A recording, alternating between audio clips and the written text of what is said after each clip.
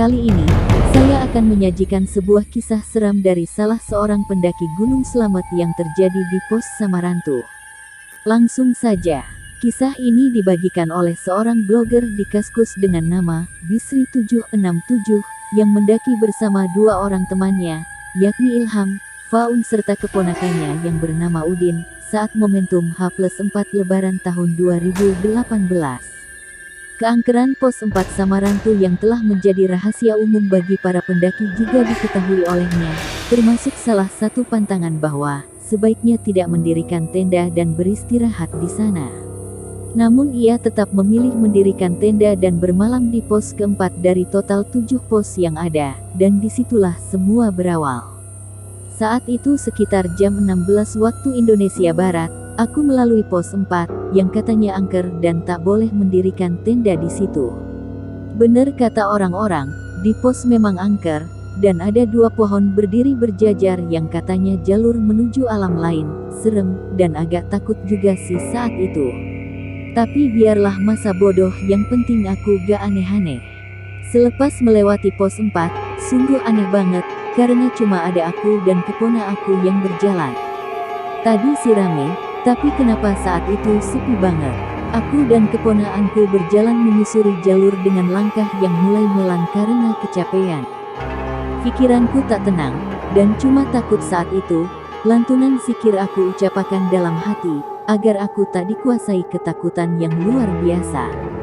Dan selepas beristirahat dari pos 4, pendaki tersebut mengaku diikuti oleh seekor burung jalak yang selalu berkicau dan matanya selalu terfokus, seakan ia seperti mangsa dari burung jalak itu. Burung jalak itu jumlahnya cuma 1, itulah yang semakin membuat suasana seram. Saat itu sinar matahari tak mampu menembus rapatnya pohon-pohon yang menjulang tinggi, padahal baru jam 17 waktu Indonesia Barat. Tapi sudah gelap. Akhirnya aku memutuskan istirahat duduk untuk minum, dan makan makanan ringan. Saat itu juga, keponaanku bilang padaku begini, "Mas, mukamu pucet banget, dan putih banget kayaknya Mas Hipo." "Mas gak apa-apa." Saat itu aku langsung bangun dari tempat dudukku, dan bilang, "Ayo teruskan perjalanan, jangan bicara apapun sampai pos 7.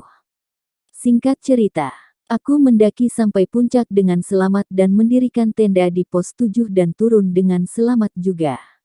Inilah kejadian-kejadian yang ganjil. Saat pulang kami sambil ngobrol di dalam mobil. Pembicaraan diawali oleh keponaanku. "Udin, Mas, kemarin saat di pos 5 waktu istirahat, kenapa saat aku tanya Mas diam saja? Dan suruh aku diam. Saat kamu tanya, aku melihat sosok putih persis di belakangmu, makanya, aku langsung ajak jalan dan diam." "Udin, lo saat aku tanya, aku juga melihat sosok hitam tinggi di belakang Mas lo." Suasana dalam mobil seketika hening dan menakutkan. Tiba-tiba Faun dan Ilham menyaut dan berkata, "Saat di pos 5 kami jalan di depan kalian, dan kami mengajak kalian jalan tapi kalian menyuruh kami duluan.